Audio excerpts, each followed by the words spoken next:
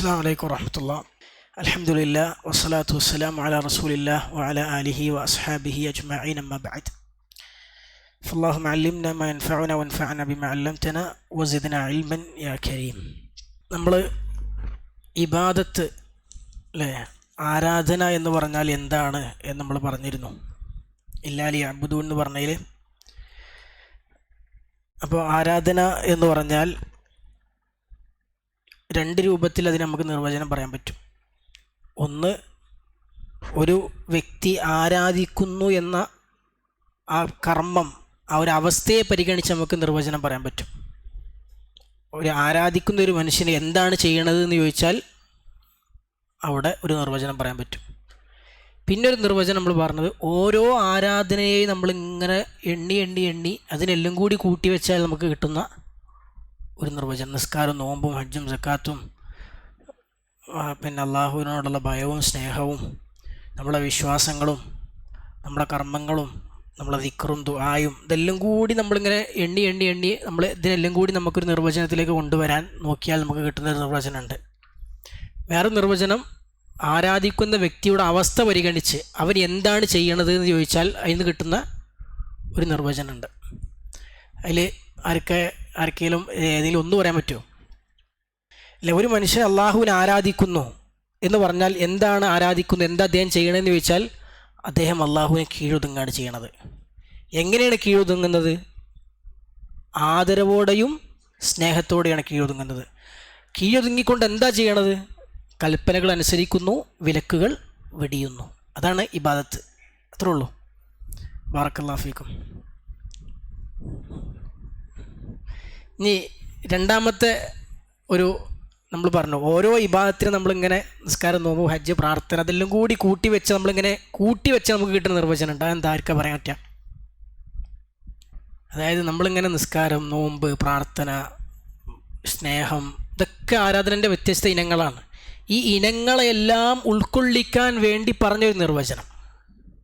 അതായത് നമ്മൾ പറഞ്ഞിരുന്നു, ഇസ്മുൻ ജാമിഉൻ ലികുല്ലി മാ യുഹിബ്ബുഹുല്ലാഹു വയർല്ലാഹ്. അള്ളാഹു ഇഷ്ടപ്പെടുകയും തൃപ്തിപ്പെടുകയും ചെയ്യുന്ന എല്ലാറ്റിനെയും ഉൾക്കൊള്ളുന്ന ഒരു നാമം. അതിലെന്തൊക്കെയുണ്ട്?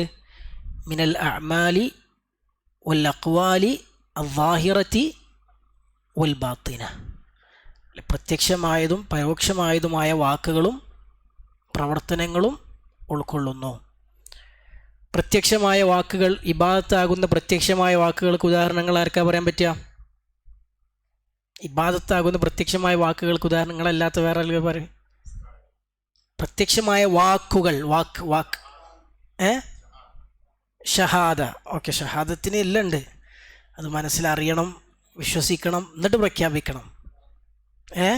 ഇവിടെ ഷഹാദ പറയാം, നമുക്ക് ബാങ്കും പറയാം. ഇനി പ്രത്യക്ഷമായ അല്ലേ, അതിലിപ്പോൾ എന്തൊക്കെ വരും? നമ്മൾ നാവുകൊണ്ട് പറയണ ഇബാദത്തൊക്കെ വരും. പ്രത്യക്ഷമായ വാക്ക് പറഞ്ഞാൽ നമുക്ക് പുറത്തേക്ക് കേൾക്കാൻ പറ്റുന്ന വാക്കായി ഇബാദത്ത് എന്തൊക്കെയുണ്ടോ അതെല്ലാം അതിൽ വരും. ദിക്ർ വരും, ദുആ വരും, പിന്നെ നന്മ കൽപ്പിക്കൽ വരും, തിന്മ വിരോധിക്കൽ വരും, ആളുകളെ നന്മയിലേക്ക് ക്ഷണിക്കൽ വരും. ഇതൊക്കെ അതിൻ്റെ ഭാഗമാണ്. പിന്നെ പരോക്ഷം അടക്കട്ടെ, പ്രത്യക്ഷമായ പ്രവർത്തനങ്ങളുണ്ട്. പ്രത്യക്ഷമായ വാക്ക് കഴിഞ്ഞു, പ്രത്യക്ഷമായ പ്രവർത്തനങ്ങൾ. നിസ്കാരത്തിൽ നമ്മുടെ ചലനങ്ങളൊക്കെ എന്താണ്? പ്രത്യക്ഷമായ പ്രവർത്തനങ്ങളാണ്. പിന്നെ വേറെ, അതായത് ഹജ്ജ്, പിന്നെ ഉംറ, അതൊക്കെ അതിൻ്റെയൊക്കെ നമ്മൾ പ്രവർത്തനങ്ങൾ, നമ്മൾ അവയവം കൊണ്ട് ചെയ്യുന്ന പ്രവർത്തനങ്ങൾ. ശരിക്കും റുക്കൂ, സുജൂദ്, അള്ളാഹിൻ്റെ മാർഗത്തിലുള്ള യാത്ര, അങ്ങനെയൊക്കെയാണ് പറയേണ്ടത്. ഇല്ല, നൃത്തം. കാരണം നിസ്കാരം എന്ന് പറയുമ്പോൾ എല്ലാം ഉണ്ട്, വാക്കുണ്ട്, പ്രവർത്തനം ഉണ്ട്, എല്ലാം ഉണ്ട്. പക്ഷെ സുജൂദ് പറഞ്ഞാൽ അത് ആ പൊസിഷനാണ്, ആ ചെയ്തിയാണ്. റുക്കൂ എന്ന് പറഞ്ഞാൽ നമ്മളെ പ്രവർത്തനമാണ്. അപ്പോൾ പ്രവർത്തനങ്ങളായി എന്തൊക്കെയുണ്ടോ അതൊക്കെ അതിൽ വരും. സക്കാത്ത് കൊടുക്കുക, അല്ലെ, നമ്മളെ പോക്കറ്റിൽ പൈസ എടുത്ത് അല്ലെങ്കിൽ ബാങ്കിൽ നിന്നാണെങ്കിൽ നമ്മൾ ചെയ്യാണ്. പിന്നെ പരോക്ഷമായ പ്രവർത്തനങ്ങളുണ്ട്. പരോക്ഷമായ പ്രവർത്തനങ്ങൾ, ബാത്തിനായ അമലുകൾ. ആർക്കാ ഉദാഹരണം പറയാൻ പറ്റുക? സദക്ക നമ്മൾ പറഞ്ഞില്ലേ, നമ്മൾ കൈകൊണ്ട് ചെയ്യാണ്. പരോക്ഷമായ പ്രവർത്തനങ്ങൾ. ബാറക്കല്ലാഹു ഫീക്കും. ഖൗഫ്, മഹബത്ത്, തഅദീം, തവക്കുൽ, സബർ, റിള, റജാ, ഇതൊക്കെ എന്താ? ആന്തരികമായ പരോക്ഷമായ പ്രവർത്തനങ്ങളാണ്. നമ്മൾ മനസ്സുകൊണ്ട് ചെയ്യുന്ന കർമ്മങ്ങളാണ്. അള്ളാഹുവിനെ നമ്മൾ സ്നേഹിക്കുന്നു. കൈകൊണ്ടും കാലുകൊണ്ടും നാവുകൊണ്ടൊന്നും ചെയ്യാൻ പറ്റില്ല. അതെന്തുകൊണ്ടാണ് ചെയ്യണത്? നമ്മൾ അകം കൊണ്ട് ചെയ്യാണ്, മനസ്സുകൊണ്ട് ചെയ്യാണ്. പരോക്ഷമാണ്, ആന്തരികമാണ്. അള്ളാഹുവിനെ നമ്മൾ ഭയപ്പെടുന്നു, മനസ്സുകൊണ്ടാണ്. അള്ളാഹുവിനെ നമ്മൾ ഭരമേൽപ്പിക്കുന്നു, മനസ്സുകൊണ്ടാണ്. അതൊക്കെ ആന്തരികമാണ്, ബാത്തിനാണ്, പരോക്ഷമാണ്. അതൊന്നും എന്തല്ല? പ്രത്യക്ഷമായ ഇബാദത്തുകളല്ല, പരോക്ഷമായ കർമ്മങ്ങളാണ് അതൊക്കെ. ഇനി പരോക്ഷമായ വാക്കുകളുണ്ട്. അല്ല, നിയ്യത്തും പ്രവർത്തനാണ്.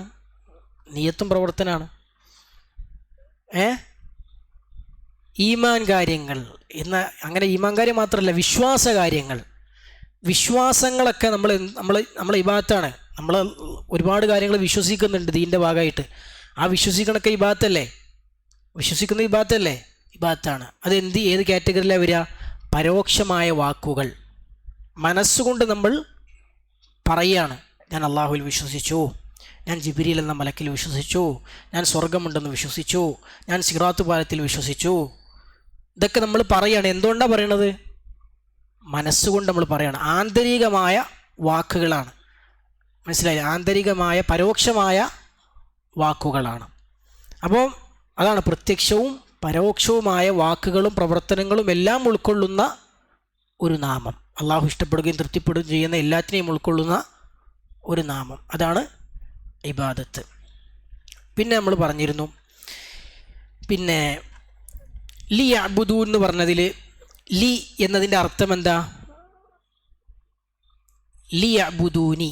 ലി എന്നതിൻ്റെ അർത്ഥം വേണ്ടി എന്നാണ് അർത്ഥം, അല്ലേ? അവിടെ വ്യതിയാന കക്ഷികൾ, ചില വ്യതിചലിച്ച ആളുകൾ അവിടെ വേണ്ടി എന്നുള്ള അർത്ഥത്തിന് പകരം വേറെ അർത്ഥം വെച്ചു. ആ അർത്ഥം എന്തായിരുന്നു? ആയിത്തീരാൻ, അല്ലെങ്കിൽ ആയിത്തീരാൻ അർത്ഥം വെച്ചു. എന്താണ് ആ അർത്ഥത്തിൻ്റെ പ്രശ്നം? ആ അർത്ഥം അള്ളാഹുവിനെ കുറിച്ച് പറയാൻ പറ്റില്ല. ഇതിനാണ് സമ്മാനമുള്ളത്. പറയാൻ പറ്റൂല. എന്തുകൊണ്ട് പറയാൻ പറ്റൂല? അതായത് ഞാൻ അവരെ സൃഷ്ടിച്ചത് അവർ എന്നെ ആരാധിക്കുന്നവർ ആയിത്തീരും, അവരെന്നെ ആരാധിക്കുന്നവർ ആയിത്തീരും. അതുകൊണ്ടാണ് എന്ത് ചെയ്തത്? അതുകൊണ്ടാണ് ഞാൻ അവരെ സൃഷ്ടിച്ചത് എന്നാണ് അവർ പറഞ്ഞ അർത്ഥം. നമ്മൾ പറഞ്ഞ അർത്ഥം എന്താ? അങ്ങനെയല്ല അർത്ഥം. ഞാൻ അവരെ സൃഷ്ടിച്ചത് അവർ എന്നെ ആരാധിക്കുവാൻ വേണ്ടിയാണ്, അല്ലേ? ആ ഹിക്മത്തിന് വേണ്ടിയാണ്. അപ്പോൾ എന്തുകൊണ്ടാണ് അവർ പറഞ്ഞ അർത്ഥം അവരെന്നെ ആരാധിക്കുന്നവർ ആയിത്തീരും എന്ന് പറഞ്ഞ അർത്ഥം അവിടെ ശരിയാവില്ല എന്ന് നമ്മൾ പറയാനുള്ള കാരണം എന്താണ്? ആയിത്തീരും എന്ന് പറയുമ്പോൾ അറബി ഭാഷയിൽ അതിന് ലാമുൽ ആഖിബ എന്ന് പറയാം. ഞാൻ അവരെ സൃഷ്ടിച്ചു, അതിൻ്റെ പര്യവസാനം എന്താണ്? അവരെന്നെ ആരാധിക്കലാണ്. ഇതാണ് അതിൻ്റെ അർത്ഥം. ഞാൻ അവരെ സൃഷ്ടിച്ചതിൻ്റെ പര്യവസാനം അവരെന്നെ ആരാധിക്കുക എന്നതാണ്. പക്ഷെ ആ പ്രയോഗം അള്ളാഹുവിനെ കുറിച്ച് പറയാൻ പറ്റൂല. അള്ളാഹുവിൻ്റെ പ്രവർത്തനത്തിന് ആ ലാം ഉപയോഗിക്കാൻ പറ്റൂല, ആ അർത്ഥം പറയാൻ പറ്റൂല. കാരണം ലാമുൽ ആഖിബ അറബി ഭാഷയിൽ ഉപയോഗിക്കുക രണ്ട് സാഹചര്യത്തിലാണ്, രണ്ടാലൊരു സാഹചര്യത്തിലാണ്. അതിലൊരു സാഹചര്യം എന്താ? പര്യവസാനം എന്തായിത്തീരുമെന്നൊരാൾക്ക് അറിയില്ല. അപ്പോൾ അവിടെ എന്ത് പറയാം? ലാമുൽ ആഖിബ പറയാം. ഏതുപോലെ അല്ലാഹു സുബ്ഹാനഹു വ തആല ഫിർഔനെ കുറിച്ച് പറഞ്ഞു. ഫിർഔൻ മൂസാ നബി അലൈഹിസ്സലാമിനെ കുട്ടിയായിരുന്ന സമയത്ത് എടുത്തു. ഫിർഔൻ്റെ ഫൽതഖതഹു ആലു ഫിർഔൻ. എന്തിനാ എടുത്തത് എന്നല്ല പറയാം, എന്തിനാന്നല്ല പറയണത്. ലിയകൂന ലഹും അദുവൻ വഹസന. അതോ ഏതാണ്ട് ആ ആശയത്തിലാണ് ആയത്തുള്ളത്. ആ മൂസാ നബി അലൈഹി സ്വലാം അവർക്ക് പിന്നെ സങ്കടവും ശത്രുവുമായി തീർന്നു. അവിടെ ലീ നെല്ലിൻ്റെ അർത്ഥം എന്താ? അങ്ങനെ ആയിത്തീർന്നു. അപ്പോൾ ഫിർഔൻ ആയിത്തീരാൻ വേണ്ടിയാണോ എടുത്തത്? ശത്രു വേണ്ടി. ഇപ്പോൾ വേണ്ടി വെക്കാൻ പറ്റൂല. ഫിർഔൻ ഒരിക്കലും തനിക്ക് ശത്രു ഉണ്ടാകാൻ വേണ്ടിയിട്ട് മൂസാ നബിനെ എടുക്കൂല. പക്ഷേ മൂസാ നബി അങ്ങനെ ആയിത്തീരാ ചെയ്ത്. അപ്പോൾ എന്തുകൊണ്ടാണ് ഫിർഔനത് അങ്ങനെ ആയിത്തീരാൻ പോകുന്ന മൂസാ നബി എന്തുകൊണ്ടാണ് എടുത്തത്? അറിയില്ലായിരുന്നു, ഇതിങ്ങനെ ആയിത്തീരാനുള്ളതാണെന്ന് അറിയില്ലായിരുന്നു. അപ്പോൾ അറിയാത്തൊരു സന്ദർഭത്തിലാണ് ആ ലാമ് പ്രയോഗിക്കാൻ പറ്റുള്ളൂ. അല്ലെങ്കിൽ പിന്നെ ലാമ് പ്രയോഗിക്കൽ എപ്പോഴെന്ന് വെച്ചാൽ അറിയാം, പക്ഷെ തടുക്കാൻ കഴിയൂല. അള്ളാഹുവിന് അറിയാവുന്ന ഒരു കാര്യം അള്ളാഹ്ക്ക് തടുക്കാൻ കഴിയാത്തതുണ്ടോ? ഇല്ല. അതാണ് ഒരു കവി പറഞ്ഞത്, ലിദൂലിൽ മൗതി വബനൂലിൽ ഖുറാബി. ലിദൂലിൽ മൗതി, നിങ്ങൾ ജനിച്ചോളൂ, പക്ഷെ നിങ്ങൾ മരിക്കും. എന്നുവെച്ചാൽ മരണത്തിലേക്ക് നിങ്ങൾ, മരണമായിരിക്കും അതിൻ്റെ പര്യവസാനം.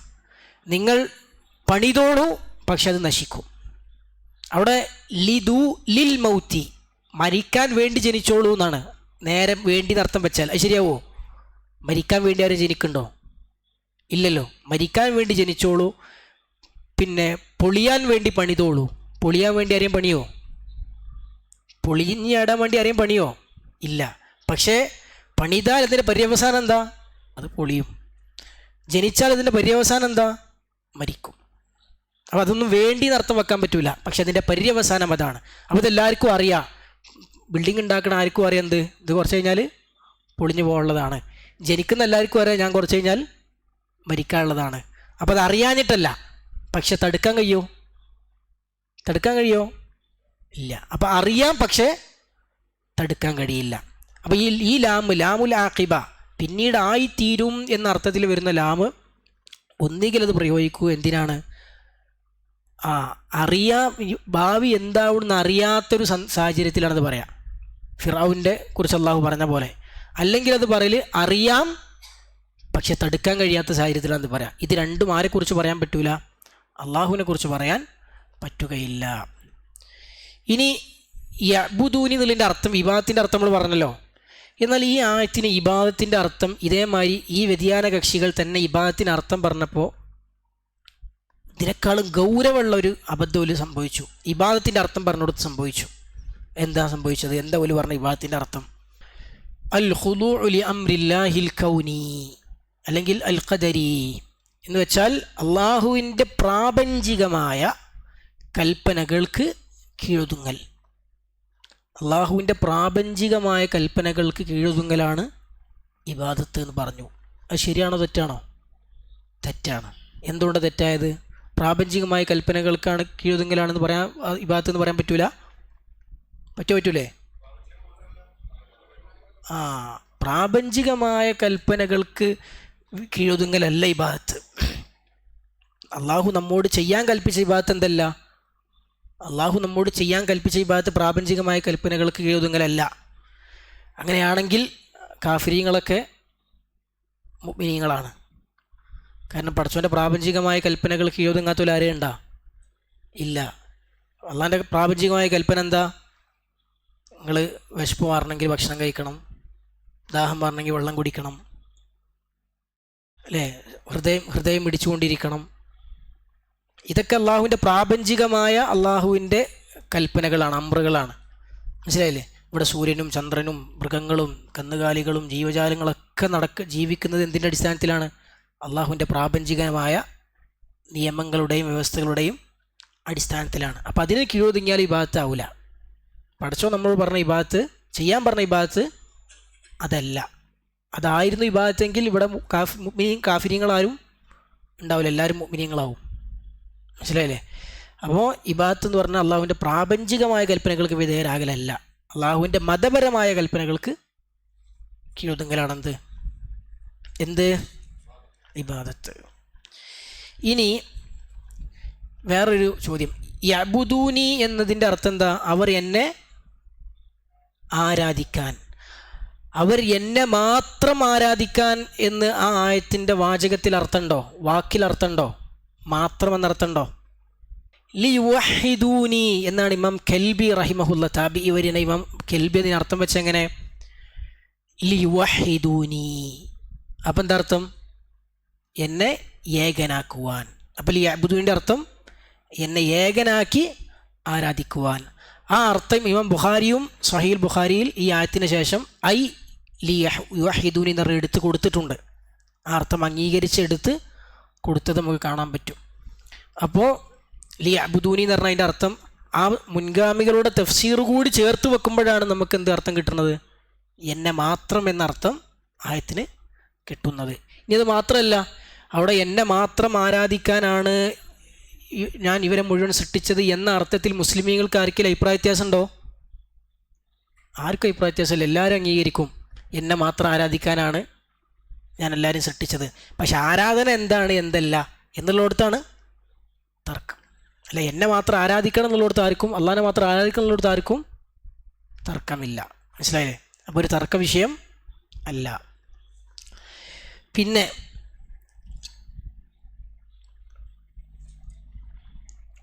അതുപോലെ നമ്മൾ പറഞ്ഞിരുന്നു, പിന്നെ ഈ ആയത്തിന് അർത്ഥം വെച്ച സമയത്ത് ചില മുൻഗാമികൾ, ചില സലഫുകൾ അർത്ഥം വെച്ചപ്പോൾ ഇല്ലാലി അബ്ദൂനി അർത്ഥം വെച്ചപ്പോൾ ഇല്ലാലി ആമുറഹും വ അൻഹാഹും എന്നർത്ഥം വെച്ചു. ഇല്ലാലി ആമുറഹും വ അൻഹാഹും എന്താ അർത്ഥം?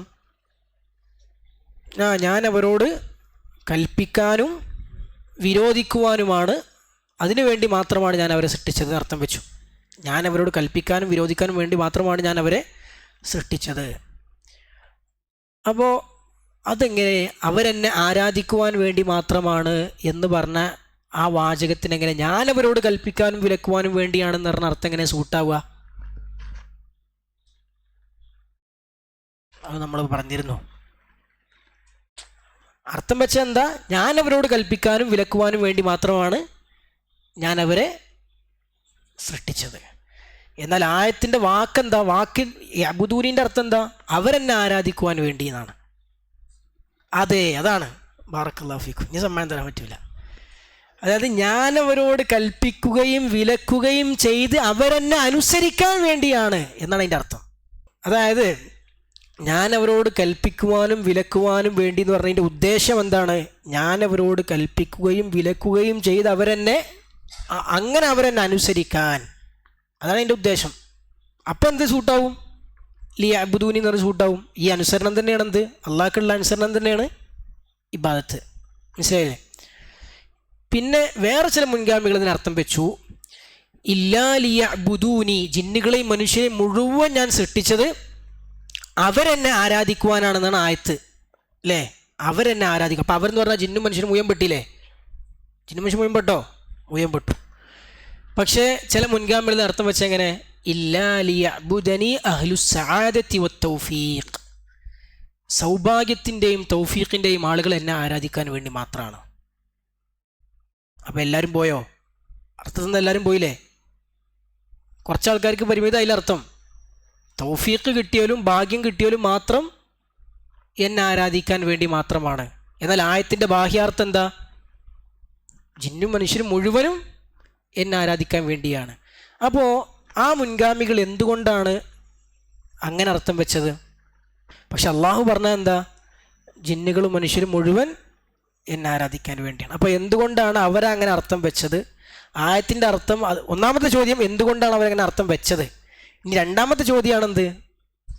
രണ്ടാമത്തെ ചോദ്യമാണ് ആ അർത്ഥം ശരിയാണോ, അല്ലെങ്കിൽ അതിനേക്കാളും ശരി മറ്റേ അർത്ഥമാണോ? അതായത് എല്ലാവരും എന്നെ ആരാധിക്കുക എന്നുള്ള അർത്ഥമാണോ? നമ്മൾ പറഞ്ഞിരുന്നു. അതെ, അതാണ്. അതായത് അവരർത്ഥം വെക്കാനുള്ള കാരണം ഈ പറഞ്ഞ പോലെ എല്ലാവരും അള്ളാഹുവിനെ ആരാധിക്കുന്നില്ല. അപ്പോൾ അവരെന്ത് ചെയ്തു? ആ ആയത്തിൻ്റെ അർത്ഥത്തെ അള്ളാഹുവിൻ്റെ പ്രാപഞ്ചികമായ ഉദ്ദേശത്തിലേക്ക് ചുരുക്കി. അള്ളാഹുവിൻ്റെ പ്രാപഞ്ചികമായ ഉദ്ദേശത്തിലേക്ക് ചുരുക്കി. എന്താണ് അള്ളാഹുവിൻ്റെ പ്രാപഞ്ചികമായ ഉദ്ദേശം?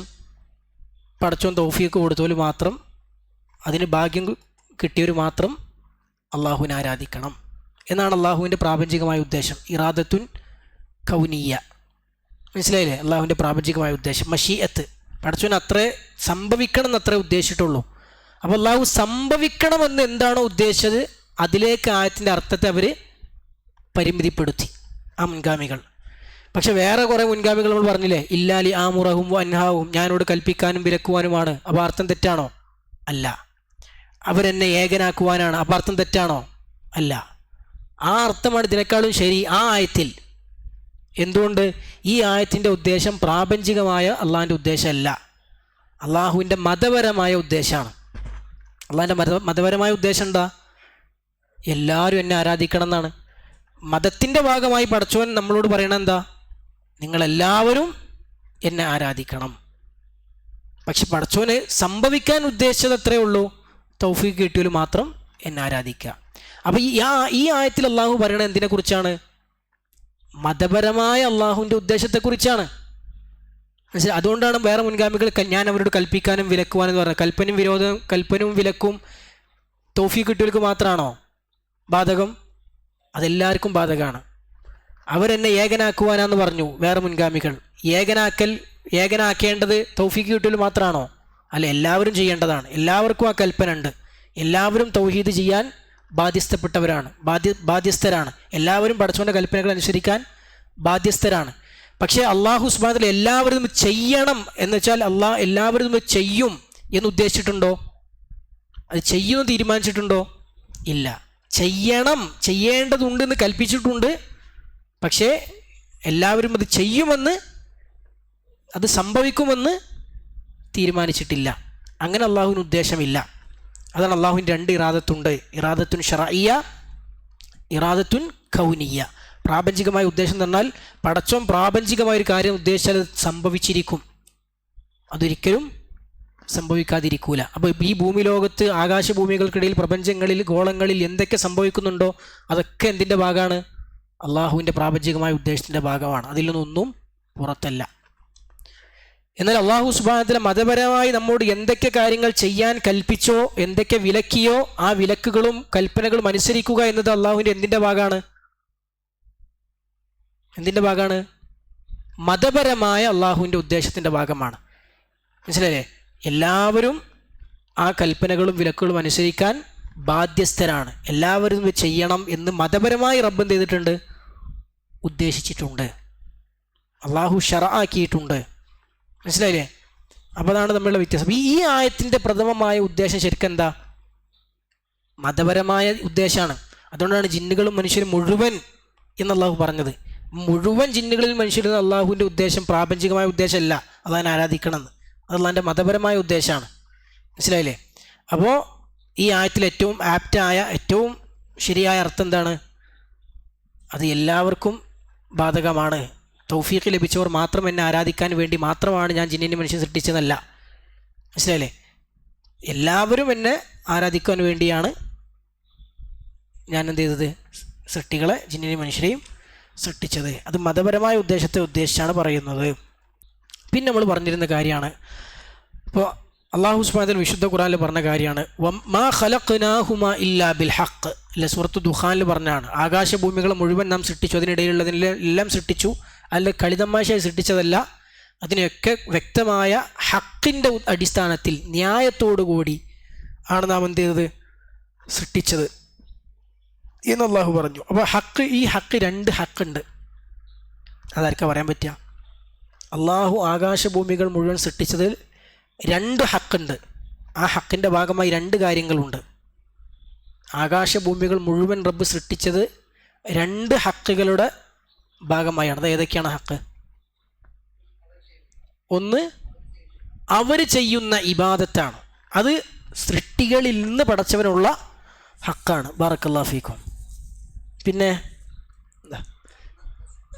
അതെ, രക്ഷയും ശിക്ഷയും നടപ്പിലാക്കുക. അതെന്താണ്? അത് അവരുടെ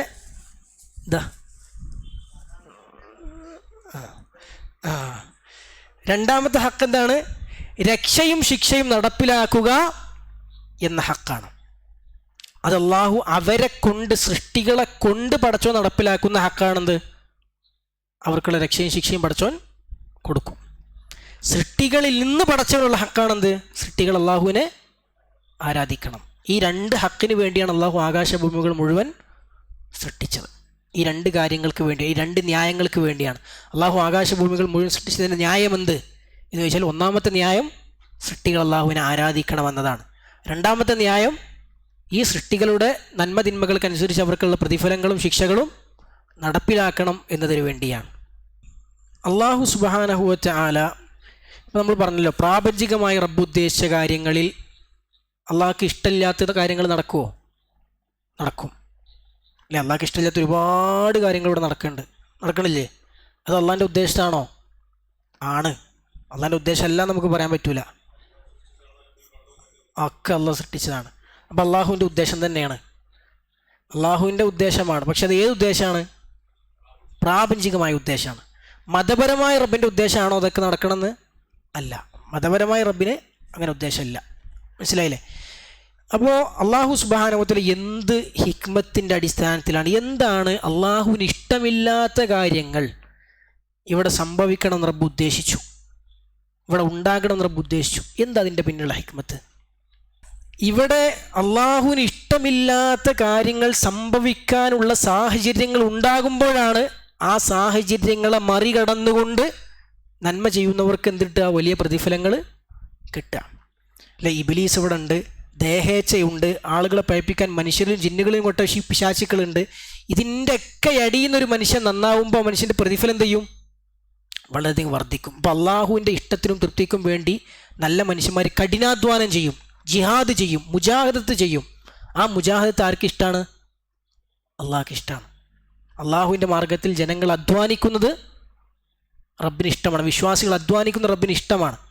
അപ്പോൾ ആ കാര്യം നേടാൻ വേണ്ടി പടച്ചോൻ ആ സാഹചര്യങ്ങൾ ഇവിടെ ഉണ്ടാക്കി. മനസ്സിലായോ?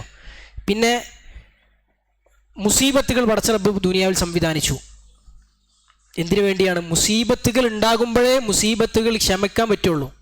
മുസീബത്തുകൾ ക്ഷമിച്ചാലേ ക്ഷമയുടെ പ്രതിഫലം സ്വർഗത്തിൽ കൊടുക്കാൻ പറ്റുള്ളൂ. അള്ളാഹെ ആരാധിച്ച് ജീവിക്കണം, അള്ളാഹുവിനെ ധിക്കരിക്കാൻ പാടില്ല, ഹറാമ് ചെയ്യാൻ പാടില്ല, ശിർക്ക് ചെയ്യാൻ പാടില്ല, കുഫറിലേക്ക് പോകാൻ പാടില്ല. നല്ല ഉദ്ദേശമുള്ള നല്ല ആത്മാർത്ഥതയോടു കൂടി ജീവിക്കുന്ന മനുഷ്യന്മാർ ചിലപ്പോൾ എന്തിൽ പോയി പെടും? ഹറാമുകളിൽ പോയി പെടും. എന്തിനു വേണ്ടിയാ? ചിലപ്പോൾ വലിയ തെറ്റിലേക്കാണ് പോയി പെടും. എന്തിനു വേണ്ടിയാ? അവർ ആ വലിയ തെറ്റിൽ നിന്ന് തൗബ ചെയ്ത് മടങ്ങണം. അപ്പം ആ തെറ്റ് റബ്ബിന് ഇഷ്ടമല്ല, പക്ഷെ തൗബ റബ്ബിന് ഇഷ്ടമാണ്. ആ തൗബ അവരിൽ നിന്ന് ഉണ്ടാവണമെങ്കിൽ അവരെന്ത് ചെയ്യണം? തെറ്റ് ചെയ്യണം. അപ്പോൾ ആ തൗബ നടക്കാൻ വേണ്ടിയിട്ട് അള്ളാഹു തെറ്റുണ്ടാകണം തീരുമാനിച്ചു. മനസ്സിലായോ? തൗബ എന്ന റബ്ബിന് ഇഷ്ടമുള്ള കാര്യം നടപ്പിലാകാൻ വേണ്ടി അവന് തെറ്റ് സംഭവിക്കണമെന്ന് റബ്ബ് തീരുമാനിച്ചു. അല്ലേ? അള്ളാഹു സുബ്ഹാനഹു വ തആല ഏറെ പൊറുക്കുന്നവനാണ്. അള്ളാഹു ഏറെ പൊറുക്കുന്നുണ്ടെങ്കിൽ അത്രയധികം തിന്മകളിൽ കുമിഞ്ഞുകൂടിയ തിന്മകളിൽ എന്താ പറയുക, അങ്ങനെ ജീവിക്കുന്നൊരു മനുഷ്യൻക്ക് ഏറെ പുറത്തു കൊടുക്കാൻ പറ്റുള്ളൂ. ചെറിയ തെറ്റുള്ളവർ ഏറെ പൊറുക്കാൻ പറ്റുമോ? ചെറിയ തെറ്റുള്ളവർക്ക് ഏറെ പൊറുക്കേണ്ട ആവശ്യമില്ല, കുറച്ച് പുറത്തെടുത്താൽ പോരെ. വലിയ തെറ്റ് ചെയ്യുന്നവരൊക്കെ പഠിച്ചപ്പോൾ പിന്നെ എന്തിൻ്റെ ആവശ്യമുള്ളൂ? ഏറെ പുറത്തു കൊടുക്കേണ്ട ആവശ്യമുള്ളൂ. അപ്പോൾ ഏറെ പുറത്തു കൊടുക്കുമെന്ന് റബ്ബിൻ്റെ സിഫത്ത് റബ്ബിന് പ്രകടമാക്കണം. അള്ളാഹുവിന് ഏറെ പുറത്തു കൊടുക്കൽ ഇഷ്ടമാണ്. അപ്പോൾ അതിനെന്ത് വേണം? ഏറെ തെറ്റ് ചെയ്യുന്ന ആളുകൾ ഇവിടെ ഉണ്ടാകണം. ആ പടച്ച റബ്ബ് ഉണ്ടാകണം തീരുമാനിച്ചു. ആ മഗ്ഫിറത്ത് എന്ന് പറഞ്ഞാൽ അള്ളാഹുവിൻ്റെ സിഫത്ത് അള്ളാഹുവിന് പ്രകടമാക്കാൻ. മനസ്സിലായില്ലേ? അപ്പം അള്ളാഹുവിന് ഇഷ്ടമില്ലാത്ത കാര്യങ്ങൾ ദുനിയാവിൽ സംഭവിക്കുന്നത് തന്നെ എന്തിനാ? അതിനെ തുടർന്ന് വരുന്ന ഇഷ്ടമുള്ള കാര്യങ്ങൾ ഉണ്ടാകാൻ വേണ്ടിയാണ്. ആ കാര്യം ഇഷ്ടത്തിന് ഇഷ്ടം ഉണ്ടാവില്ല, പക്ഷെ അതിനെ തുടർന്ന് എന്തുണ്ടാവും? ഇഷ്ടമുള്ള കാര്യങ്ങളുണ്ടാവും. ആ തുടർന്ന് വരുന്ന ഇഷ്ടമുള്ള കാര്യങ്ങൾ സംഭവിപ്പിക്കാൻ റബ്ബ് എന്ത് ചെയ്യും? ഇഷ്ടമില്ലാത്ത കാര്യങ്ങൾ ദുനിയാവിൽ സംഭവിപ്പിക്കും. മനസ്സിലായില്ലേ? അപ്പോൾ അതുകൊണ്ടാണ് അള്ളാഹു എന്തിനാണ് ഇഷ്ടമില്ലാത്ത കാര്യങ്ങൾ സംഭവിപ്പിക്കുന്നത് വെച്ചാൽ ഉത്തരം അതിനെ തുടർന്ന് വരുന്ന ഇഷ്ടമുള്ള കാര്യങ്ങൾക്ക് വേണ്ടിയാണ് ഇഷ്ടമില്ലാത്ത കാര്യങ്ങൾ അള്ളാഹു ദുനിയാവിൽ സംഭവിപ്പിക്കുന്നത്. അതുപോലെ തന്നെ നമ്മൾ പറഞ്ഞിരുന്നു, അള്ളാഹു സുബ്ഹാനഹു വ തആല അവൻ്റെ അസ്മാഉം സിഫാത്തിൻ്റെയൊക്കെ അസറുകൾ പ്രകടമാക്കാൻ റബ്ബിന് ഭയങ്കര ഇഷ്ടമാണ്. അല്ലേ? അള്ളാഹു സുബ്ഹാനഹു വ തആലക്ക് ഒരുപാട് സിഫാത്തുകളുണ്ട്. ഈ സിഫത്തുകളൊക്കെ അടിമകൾക്ക് പ്രകടമാകണം. അല്ലേ? അടിമകൾക്ക് റബ്ബിനോട് ഇഷ്ടം ഉണ്ടാകണം, അള്ളാഹുവിനോട് ബഹുമാനം ഉണ്ടാകണം, അള്ളാഹുവിൻ്റെ മുമ്പിൽ അവർ വിനയാന്വിതരാകണം. ഇതൊക്കെ ഉണ്ടാകണമെങ്കിൽ അള്ളാഹുവിൻ്റെ സിഫാത്തുകൾ അവരുടെ മുമ്പിൽ എന്ത് ചെയ്യണം? പ്രകടമാകണം. അതവർക്ക് ബോധ്യപ്പെടണം. അതെങ്ങനെ ബോധ്യപ്പെടുക? അത് പ്രകടമാക്കുമ്പോഴേ ബോധ്യപ്പെടുള്ളൂ. മനസ്സിലായില്ലേ? അള്ളാഹു ശക്തമായി ശിക്ഷിക്കുന്നവനാണ്. അപ്പോൾ അള്ളാഹു ശിക്ഷ നടപ്പിലാക്കുമ്പോഴാണ് മനുഷ്യന്മാർക്ക് അത് ബോധ്യപ്പെടുക. പക്ഷേ അള്ളാഹുവിൻ്റെ സിഫാത്തുകൾ പ്രകടമാക്കുക എന്നുള്ളത് റബ്ബിന് ഏറെ ഇഷ്ടമാണ്. അതെന്തിനാ? അള്ളാഹുവിനെ കുറിച്ചുള്ള ബോധ്യം ശരിക്ക് മനസ്സിലേക്ക്, വിശ്വാസികളുടെ മനസ്സിലേക്ക് ഉണ്ടായിത്തീരാൻ, അള്ളാഹുവിനെ കുറിച്ചുള്ള അറിവ് വിശ്വാസികളുടെ മനസ്സിലേക്ക് ശരിക്ക് ഇറങ്ങുവാൻ. കിതാബു തൗഹീദിൽ ഷെയ്ഖ് മുഹമ്മദ് ബിൻ അബ്ദുൽ വഹാബ് റഹിമഹുല്ല ആദ്യം കിതാബു തൗഹീദ് എന്ന് പറഞ്ഞു. ആദ്യത്തെ ആയത്ത് കൊടുത്തു, മാ ഖലഖ്തുൽ ജിന്ന വൽ ഇൻസ ഇല്ലാ ലിയഅ്ബുദൂൻ. അതുമായി ബന്ധപ്പെട്ട കാര്യങ്ങളാണ് നമ്മൾ വിശദീകരിച്ചത്. രണ്ടാമത് അദ്ദേഹം കൊടുക്കുന്ന ആയത്താണ് വഖൗലുഹു വലഖദ് ബഅസ്നാ ഫീ കുല്ലി ഉമ്മത്തിൻ റസൂലൻ അൻ ഇഅ്ബുദുല്ലാഹ വജ്തനിബുത് ത്വാഗൂത്ത് അൽ ആയ എന്ന് അദ്ദേഹം പറഞ്ഞ് കാണാൻ സാധിക്കും. സൂറത്തുൻ നഹ്ലിൻ്റെ 36-ാമത്തെ ആയത്ത്. അപ്പോൾ ഇവിടെ അല്ലാഹ് എന്താണ് ആയത്തിൻ്റെ അർത്ഥം?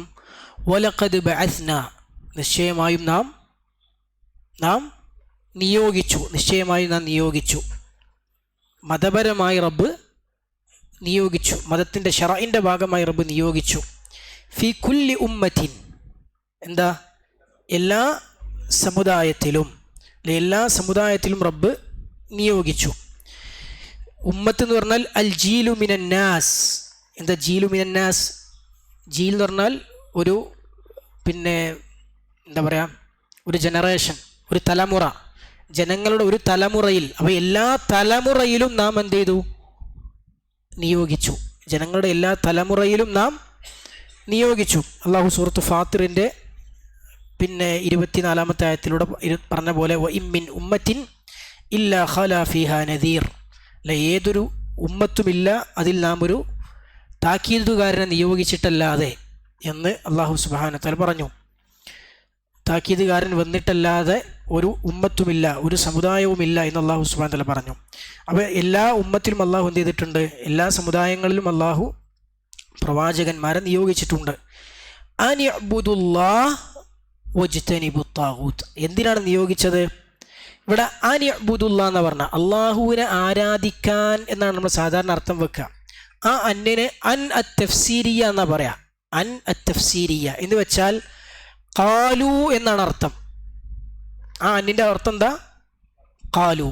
എല്ലാ സമൂഹത്തിലും എല്ലാ സമുദായത്തിലും നാം പ്രവാചകന്മാരെ അയച്ചു.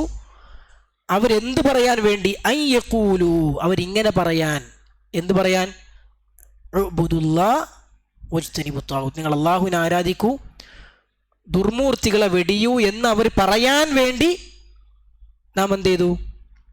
എല്ലാ സമുദായത്തിലും പ്രവാചകന്മാരെ അയച്ചു. മനസ്സിലായില്ലേ? അതാണ് അതിൻ്റെ അർത്ഥം. നാം എല്ലാ സമുദായത്തിലും പ്രവാചകനെ അയച്ചു. തീർച്ചയായും അയച്ചു. എന്തിനു വേണ്ടി? നിങ്ങൾ അള്ളാഹുവിനെ ആരാധിക്കുക, ദുർമൂർത്തികളെ വിടുക എന്നവർ പറയാൻ, എന്നവർ പ്രഖ്യാപിക്കാൻ, എന്നവർ പറയാൻ. എന്നവർ പറയാൻ, പ്രഖ്യാപിക്കാൻ എവിടുന്ന കിട്ടിയത്? അന്നെന്നാണ്. അൻ അത്തഫ്സീരിയ എന്നാണ് പറയാ. അൻ ബിമഅനൽ ഖൗൽ, അതായത് പറയുക എന്ന വാക്കിന് എന്ന അർത്ഥം കിട്ടാൻ വേണ്ടി ഉപയോഗിക്കുന്ന അൻ.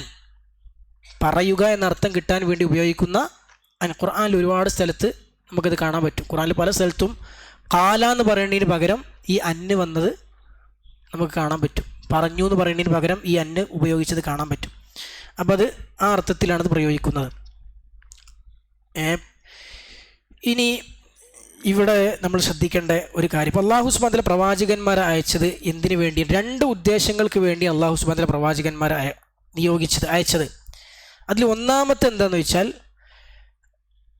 റബ്ബിനെക്കുറിച്ച് പഠിപ്പിക്കാൻ, റബ്ബിനെക്കുറിച്ചും റബ്ബിനുള്ള അവകാശങ്ങളെക്കുറിച്ചും അവൻ്റെ സിഫാത്തുകളെക്കുറിച്ചും വിശേഷണങ്ങളെക്കുറിച്ചൊക്കെ പഠിപ്പിക്കുക. അള്ളാഹുവിൻ്റെ വിശേഷണങ്ങളെക്കുറിച്ച് റബ്ബിനെ പരിചയപ്പെടുത്തുക, ആ റബ്ബിൻ്റെ വിശേഷണങ്ങൾ പഠിപ്പിച്ചു കൊടുക്കുക, ആ റബ്ബിനുള്ള അവകാശങ്ങളെ പഠിപ്പിച്ചു കൊടുക്കുക.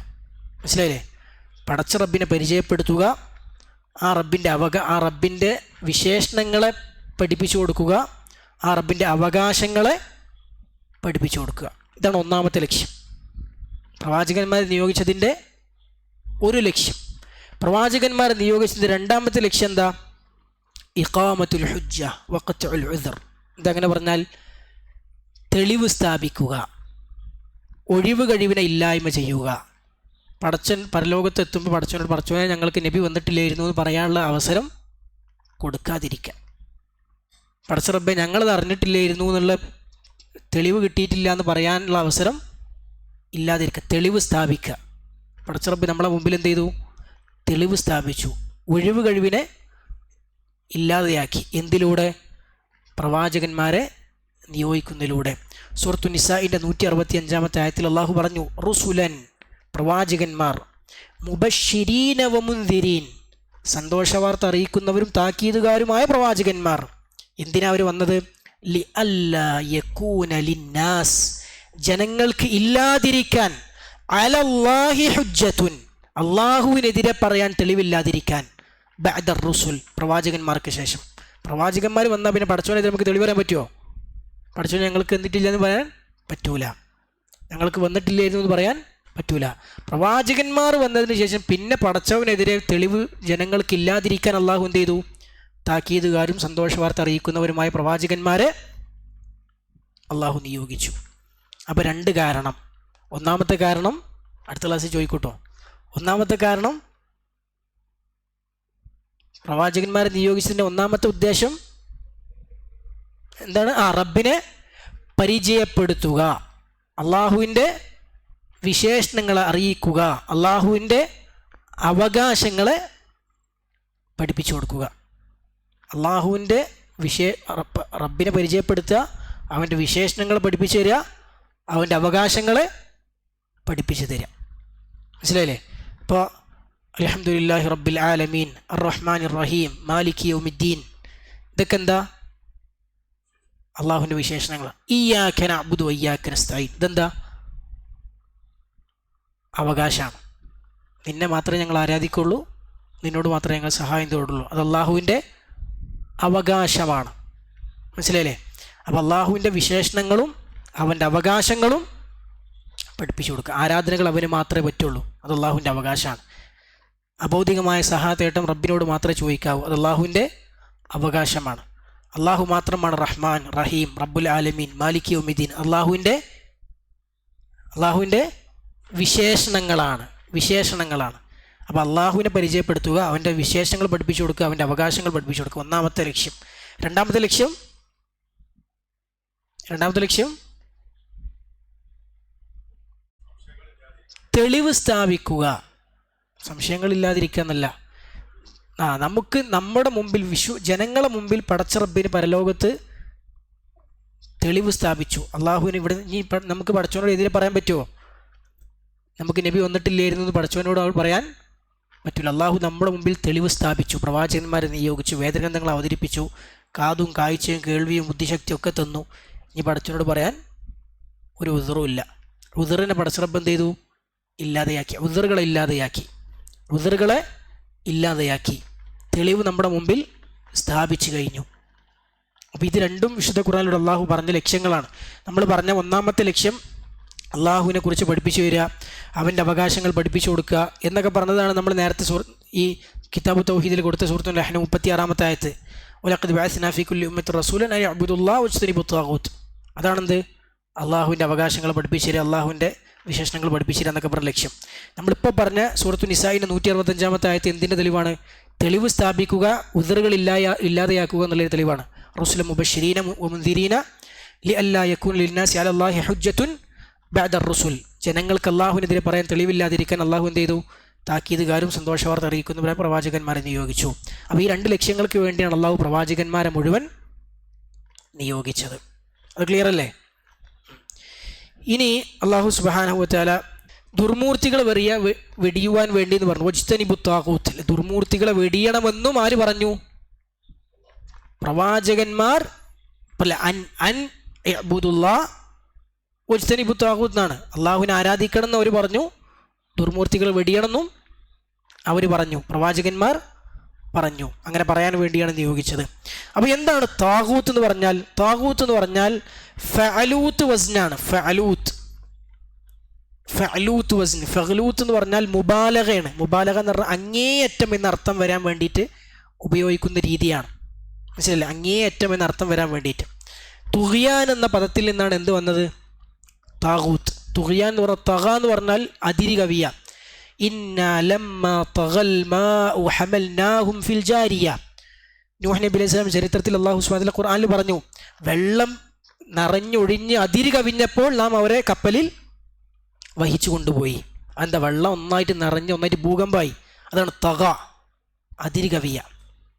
അതാണ് തുഗ്യാൻ. തുഗ്യാൻ എന്ന് പറഞ്ഞാൽ എന്താ? അതിര് കവിച്ചിൽ. അപ്പോൾ താഗൂത്ത് എന്ന് പറഞ്ഞാൽ അതിരു കവിയാൻ വേണ്ടി ഉപയോഗിക്കുന്നത്. അത് അതിര് കവിയാൻ കാരണമാകുന്നത്. അതാണ് താഗൂത്ത്. അപ്പോൾ പിന്നെ ഇനി മുൻഗാമികൾ, നമ്മളെ സലഫ് സ്വാലിഹീങ്ങൾ താഗൂത്തിന് ഒരുപാട് അർത്ഥങ്ങൾ പറഞ്ഞിട്ടുണ്ട്, വ്യത്യസ്ത അർത്ഥങ്ങൾ പറഞ്ഞിട്ടുണ്ട്. ഷെയ്ത്താൻ, ഏറ്റവും കൂടുതൽ മുൻഗാമികൾ താഗൂത്തിന് അർത്ഥം വെച്ചത് ഷെയ്ത്താൻ എന്നാണ്. അപ്പോൾ ദുർമൂർത്തികൾ വെടിയാൻ അതിൻ്റെ അർത്ഥം എന്താവും? ഷെയ്ത്താന്മാരെ വെടിയുക. വേറെ പലരും അർത്ഥം വെച്ചത് അസ്നാം, വിഗ്രഹങ്ങൾ എന്നാണ്. വിഗ്രഹങ്ങളെ വെടിയുക എന്ന അർത്ഥം. അപ്പോൾ അങ്ങനെ വ്യത്യസ്ത അർത്ഥങ്ങൾ പറഞ്ഞ മുൻ സലഫുകളുണ്ട്, സഹാബത്തും താബീങ്ങളൊക്കെ ആയിട്ടുള്ള. ആ അർത്ഥങ്ങളൊക്കെ നമുക്ക് കൂട്ടി വെച്ചാൽ കിട്ടുന്ന, എല്ലാം കൂടി ചേർത്ത് വെച്ചാൽ നമുക്ക് കിട്ടുന്നൊരു അർത്ഥമുണ്ട്, അതാണ് താഗൂത്ത്. അതെന്താ അർത്ഥം?